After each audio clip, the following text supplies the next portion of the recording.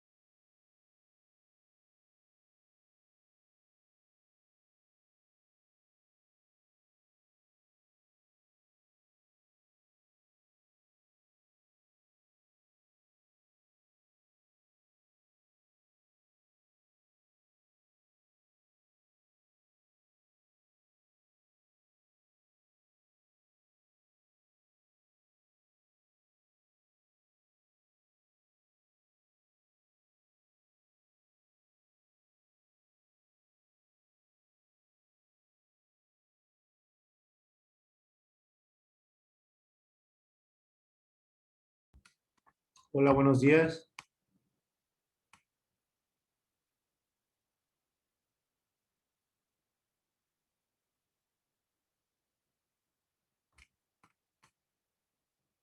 Buenos días, ¿me escuchas?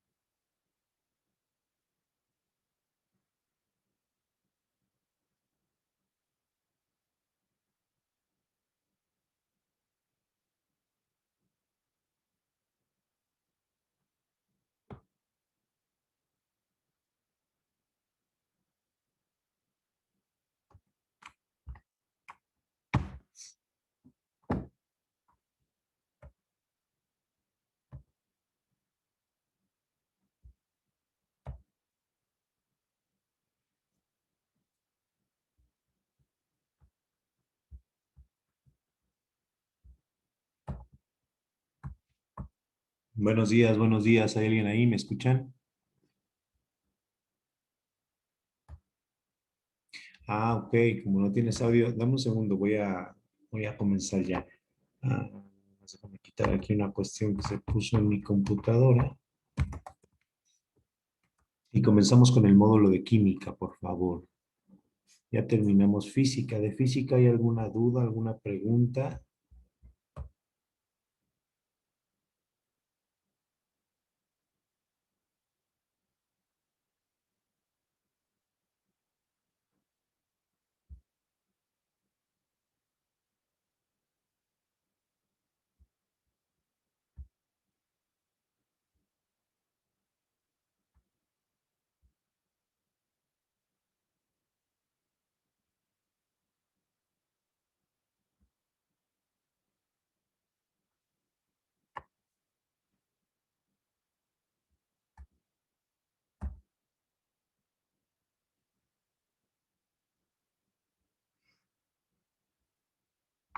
Ok, vamos a dar comienzo.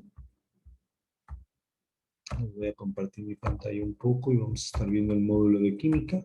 Vamos a entrar al módulo de química aquí, en la sesión de su plataforma, y vamos a ver qué temas están desarrollando principalmente. Vamos aquí a contenido.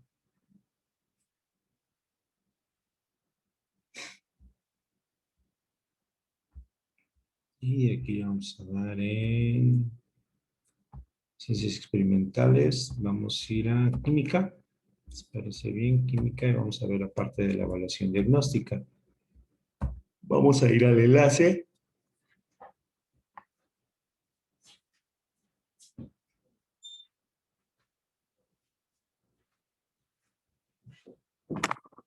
Y de aquí, bueno, vamos a ver aquí, muchachos, esta parte.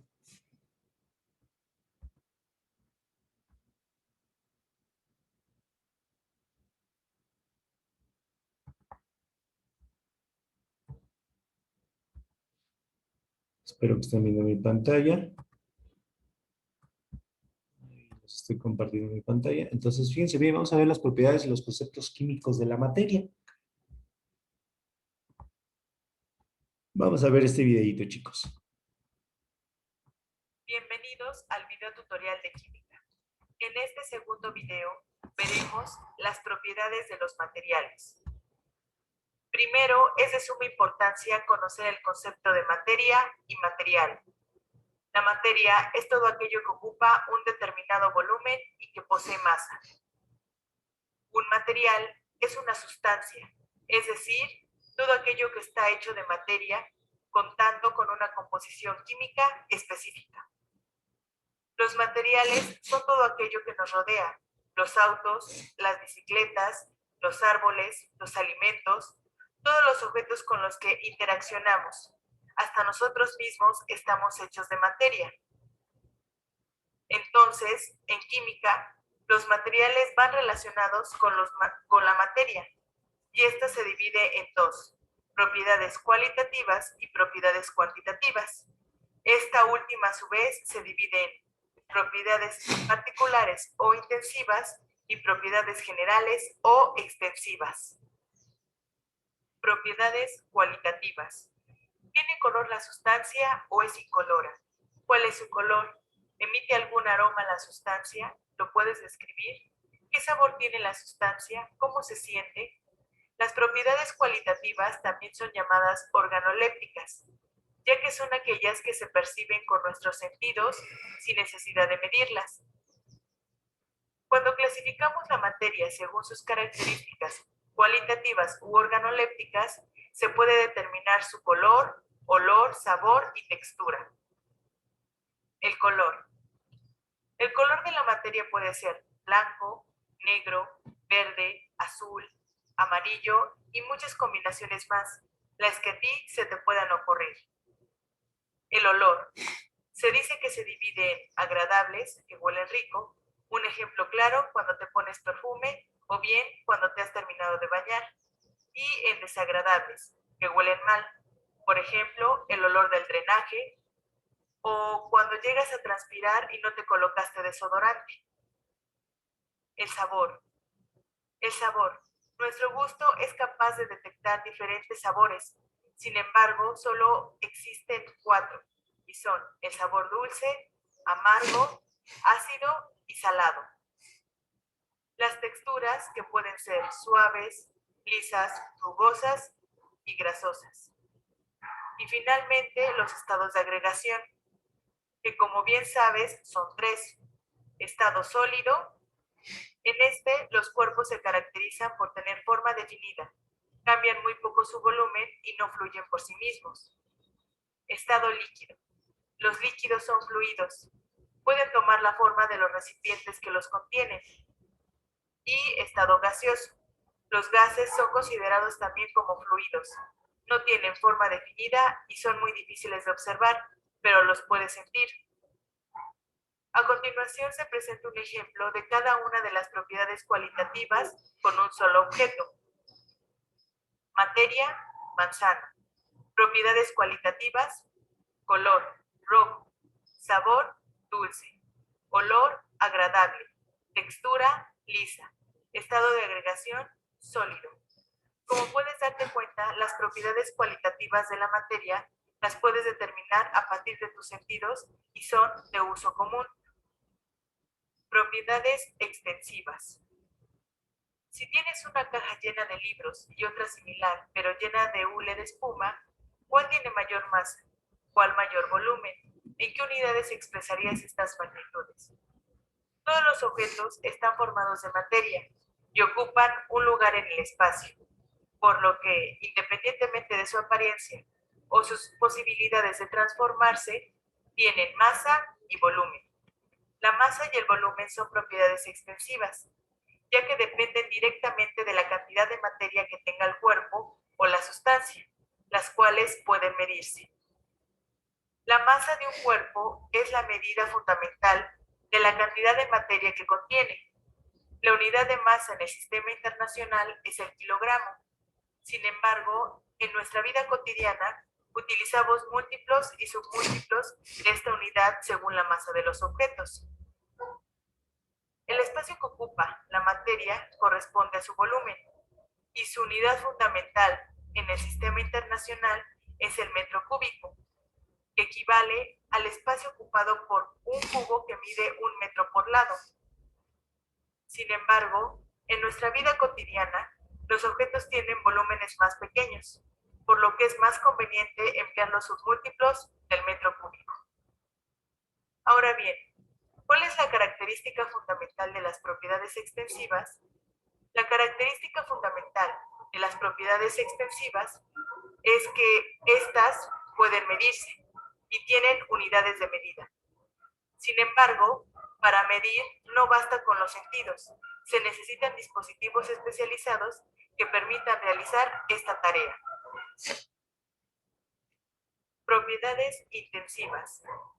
Con facilidad podemos diferenciar a simple vista un trozo de madera de uno de alambre, de cobre o de un poco de agua, pues estos materiales tienen una serie de propiedades específicas que nos permiten reconocerlos. Algunas de esas características que distinguen a los materiales son llamadas propiedades intensivas, ya que pueden medirse.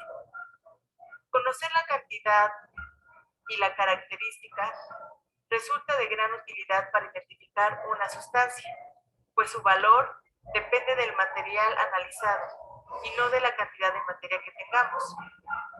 Entre las propiedades intensivas se encuentran densidad. ¿Qué pesa más, un kilogramo de algodón o un kilogramo de plomo? La definición de densidad hace referencia a la masa de una sustancia contenida en una unidad de volumen. Es una propiedad física útil para identificar sustancias, ya que a una misma temperatura se mantiene su valor aunque varíe la cantidad de sustancia. La densidad se calcula mediante la expresión densidad es igual a masa sobre volumen. Si deseamos calcular la densidad de una sustancia mediante la fórmula, debemos conocer al menos el valor de la masa y su volumen. Viscosidad. En los últimos días probablemente has comido una rica golosina o una deliciosa paleta cubierta de chocolate. Su preparación tiene que ver con una propiedad de la materia llamada viscosidad. Por ejemplo, entre más viscoso sea el chocolate, la cubierta será más espesa. La viscosidad es la resistencia de un líquido a fluir. Puedes comparar la viscosidad de distintos líquidos, tales como la miel, el aceite o el agua, determinando el tiempo que tardan los objetos en sumergirse en ellos. En general, la viscosidad disminuye al aumentar la temperatura. Temperatura de fusión. Es la temperatura a la cual un sólido se transforma en líquido a una determinada presión. Cada sustancia tiene un valor único de temperatura de fusión, por lo que esta propiedad de la materia ayuda a identificar las sustancias. Temperatura de ebullición. Es la temperatura a la cual hierve un líquido. Un ejemplo, el agua. Su punto de ebullición son los 100 grados centígrados. Solubilidad. ¿Recuerdas cuando aprendimos el tema de mezclas homogéneas?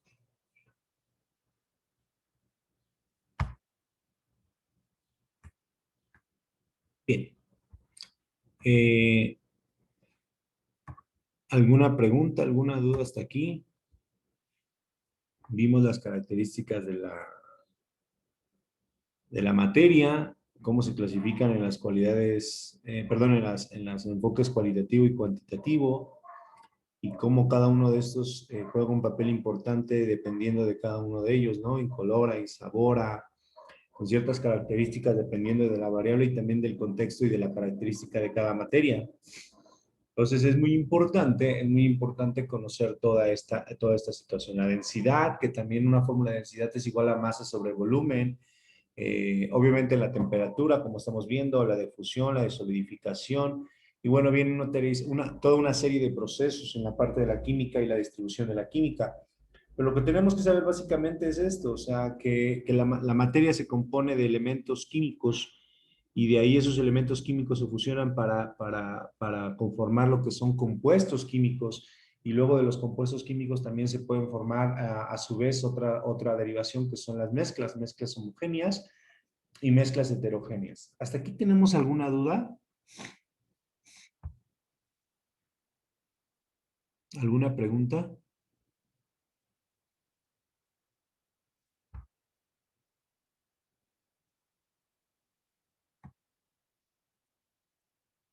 ¿No? Ok, muy bien. Pues continuemos aquí en la parte de los modelos atómicos. Precisamente hablábamos de elementos químicos. Los elementos químicos pues tienen electrones de valencia y van a tener una forma. Entonces vamos a escuchar un poco sobre esto y ahorita comentamos, por favor. ¿Piensas que las teorías atómicas son un invento de los químicos para martirizar a la sociedad? Si cambias de canal vas a perder una oportunidad única para conocer los distintos modelos atómicos. Y todo ello en menos de 7 minutos. Así que no lo dudes. Vamos a ello.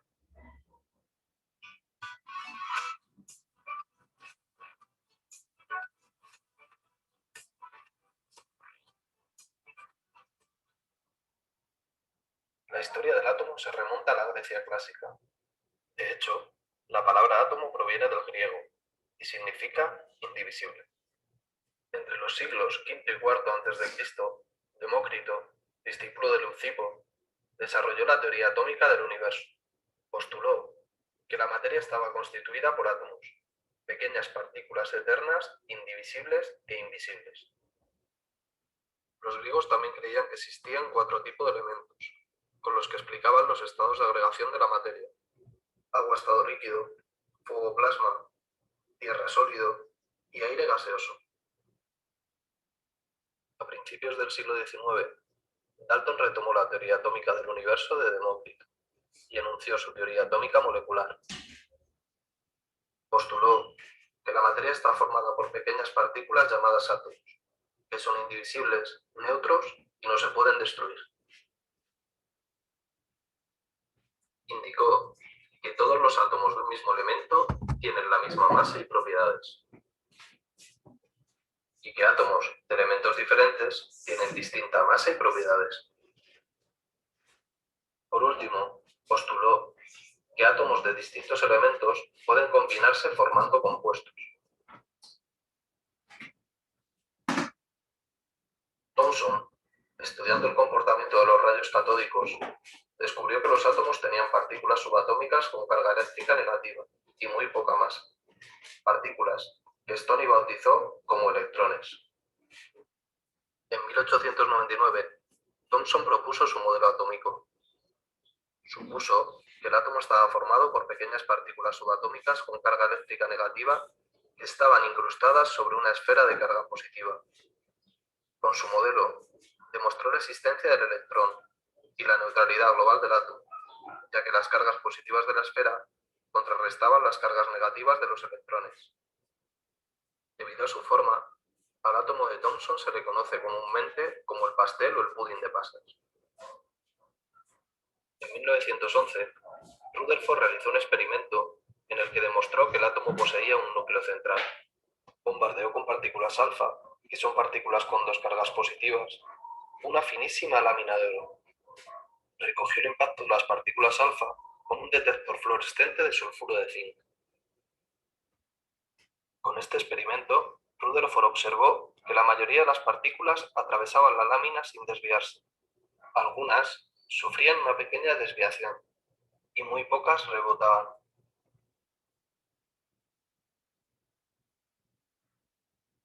De su experimento, Rutherford sacó las siguientes conclusiones. La mayoría de partículas alfa atravesaban la lámina de oro sin desviarse, porque el átomo está prácticamente hueco. Algunas se desviaban, porque pasaban cerca de una zona compacta con carga positiva denominada núcleo.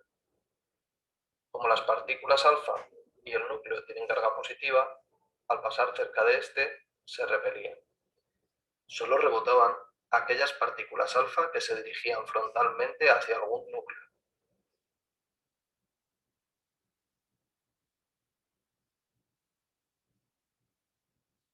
Según Rutherford, el átomo está constituido por un núcleo central que concentra casi toda la masa del átomo y toda la carga positiva.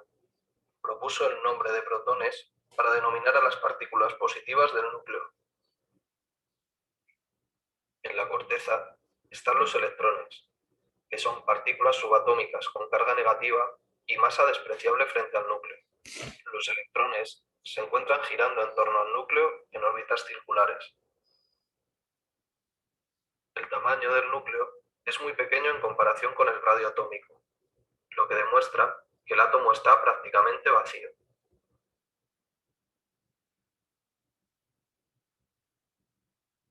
Bohr estudió el comportamiento del átomo de hidrógeno. En 1913 anuncia su modelo atómico, que se basa en 3 postulados. Los electrones describen órbitas circulares en torno al núcleo sin irradiar energía. Solo están permitidas aquellas órbitas para las que el momento angular del electrón, L, es múltiplo de h partido 2pi, siendo h la constante de Planck y n el número cuántico principal. Las órbitas más cercanas al núcleo tienen menos energía que las más alejadas.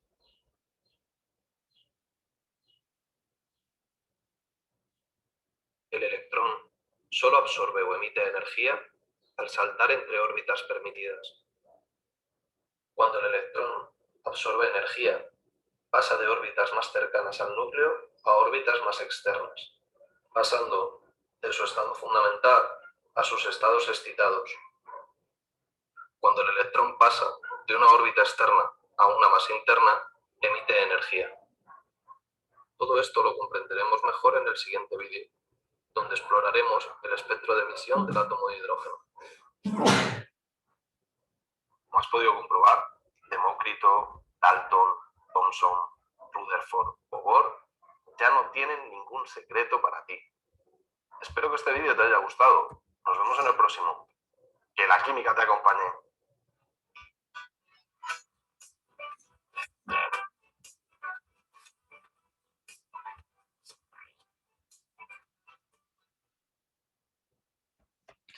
Bien, ahí pudimos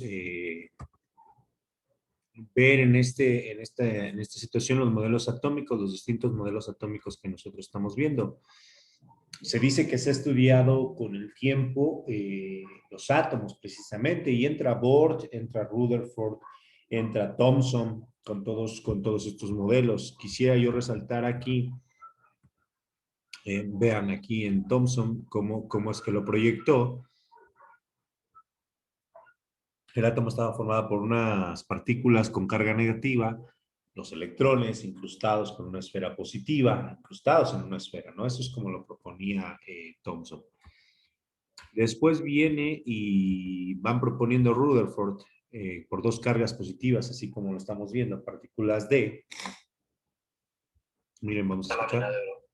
En una lámina de oro. Impacto las partículas alfa con un detector fluorescente de sulfuro de zinc. Con este experimento, Rutherford observó que la mayoría de las partículas atravesaban la lámina sin desviarse. Algunas sufrían una pequeña desviación. De acuerdo, Las conclusiones. Atravesaban la mente web porque pasaban tienen carga. El átomo está constituido por un núcleo central que concentra casi toda la masa del átomo y toda la carga positiva. Propuso el nombre de protones para denominar a las partículas positivas del núcleo. En la corteza están los electrones, que son partículas subatómicas con carga negativa y masa despreciable frente al núcleo. Los electrones se encuentran girando en torno al núcleo en órbitas circulares. El tamaño del núcleo es muy pequeño en comparación con el radio atómico, lo que demuestra que el átomo está prácticamente vacío. Bien, y bueno, falta Bohr. Bohr es como... Bohr estudió el comportamiento del átomo 213 en 3. Solo están permitidas aquellas órbitas para las que el momento angular del electrón, L, es múltiplo de h partido 2pi, siendo h la constante de Planck y n el número cuántico principal. Las órbitas más cercanas al núcleo tienen menos energía que las más alejadas.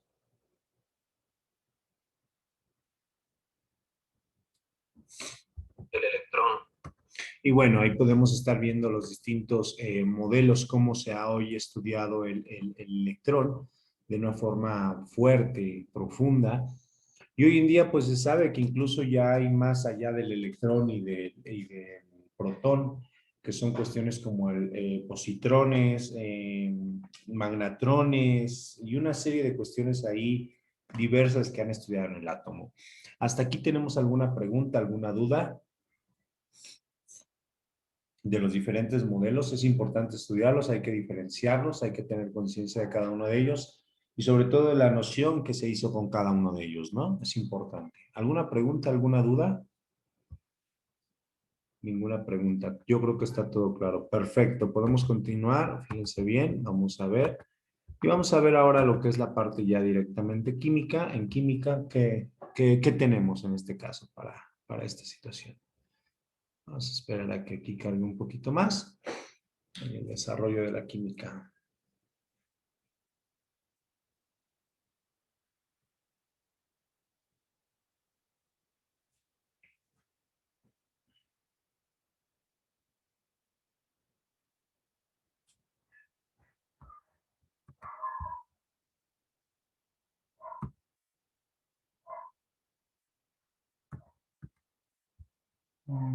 Sí, a ver, vamos a ver.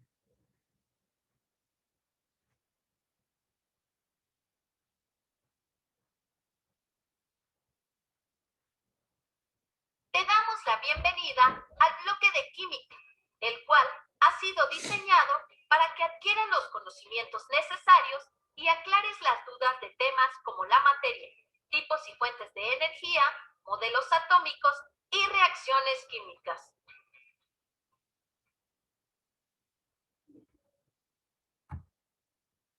La materia es todo lo que ocupa un lugar en el espacio. Presenta características físicas y químicas y se puede presentar en estados diferentes, como sólido, líquido y gas. Toda la materia está formada por átomos.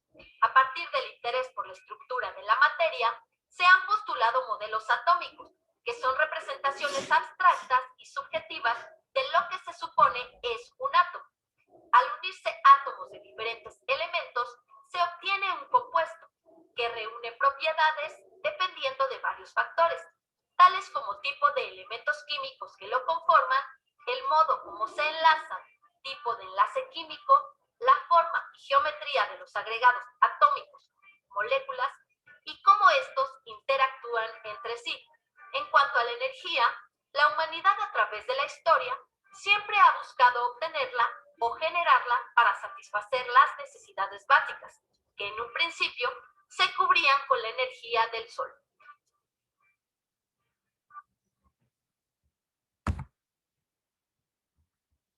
Diferenciar los estados y propiedades que presenta la materia. Aprender la importancia de la energía en la vida diaria, las fuentes de donde se obtiene y el riesgo de contaminación del ambiente si se sobreexplotan los recursos. Conocer la estructura de la materia por medio del conocimiento de la forma y función de los átomos. Definir los conceptos de elemento, compuesto y mezcla. Comprender que las propiedades de la materia dependen de la formación de las moléculas mediante enlaces químicos. Comprender el estudio de la química orgánica, su importancia en el desarrollo de la industria y en la obtención de la energía de uso común.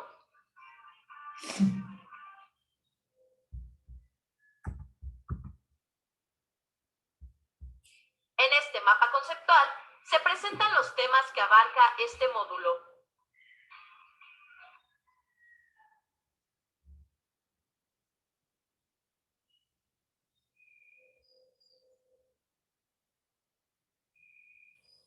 Bien, aquí es una perspectiva, nos puede dar de lo que tenemos que ver, eventos importantes, la historia, la química inorgánica, la química orgánica, las aplicaciones, el medio ambiente, la materia, energía, átomos, estados de agregación, moléculas, macromoléculas, reacciones químicas, la estequiometría, entre otros. Es importante la neutralización, por ejemplo, de ácidos que se convierten en sales más agua, en la parte del medio ambiente, la parte de los nutrientes que hay en la vida cotidiana, etcétera, etcétera, ¿no? Es importante estarlos ahí, estarlos viendo. Evaluación diagnóstica.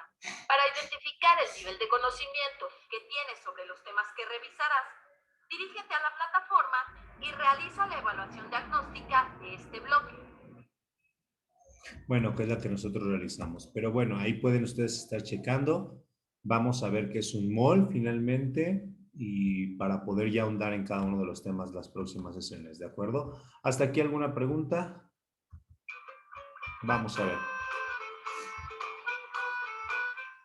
Hola chicos, muy buenos días y bienvenidos a una nueva clase de química. En la clase de hoy vamos a ver el concepto de mol. Para entender el concepto concepto de mol voy a empezar a hablaros de un concepto que ya conocéis, que es el concepto de docena. Una docena, como bien sabéis, son 12. ¿Pero 12 qué? Una docena, si decimos una docena de huevos, son 12 huevos, ¿verdad? Si queremos decir una docena de libros, esos son 12 libros. Entonces, una docena son 12 unidades de algo. Si yo digo 3 docenas, serán 3 por 12 unidades de algo, lo que yo quiera poner. ¿Por qué os explico esto? Porque el mol se relaciona con este concepto de docena. Un mol ahora no son 12, sino que son 6,022 por 10 a la 23. A veces os dirán que este número es 6,023 por 10 a la 23. ¿Por qué os lo dicen? Para que no os equivoquéis entre este número y este número. Que siempre pongáis un 23. Pero realmente si redondeamos bien, esto es 6,022 por 10 a la 23. ¿Pero un mol de qué? Pues un mol de lo que nosotros queramos, igual que la docena. Si queremos decir un mol de libros, son 6,022 por 10 a la 23 libros. Fijaos que son muchísimos libros. Os voy a desarrollar este número de aquí. Fijaos qué número tan grande. 6,022 por 10 a la 23 es este número de aquí. ¿Qué pasa? Que nunca vamos...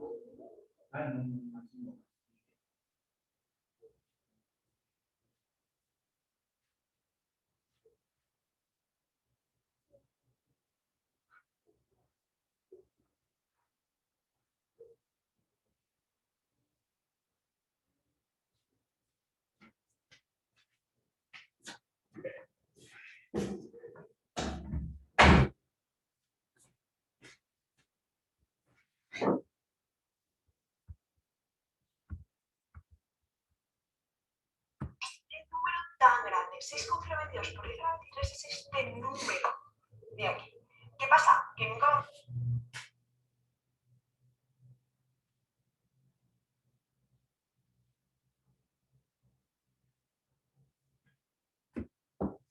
Creo que se nos trabó un poquito ahí.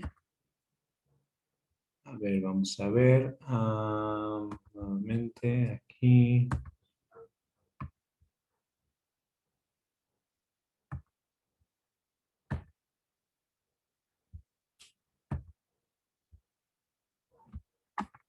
número tan grande. 6,022 por 10 a la 23 es